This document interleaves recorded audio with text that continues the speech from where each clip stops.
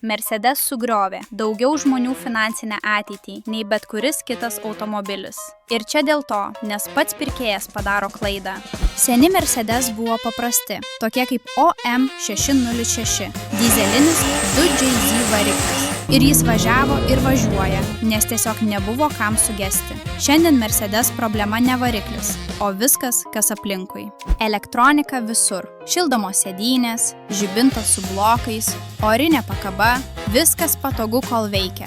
Vienas gedimas – 4ženklė suma. Ir tada supranti, čia ne automobilis, o išlaikymo projektas. Mercedes nėra skirtas tau, jei neuždirbi.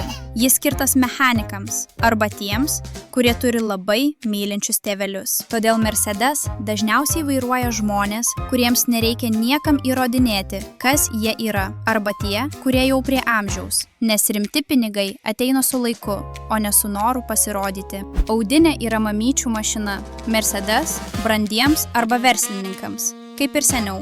O BMW yra BMW. Kad ir parodyčiau, kur dabar suku, posūkio jis vis tiek nerodys.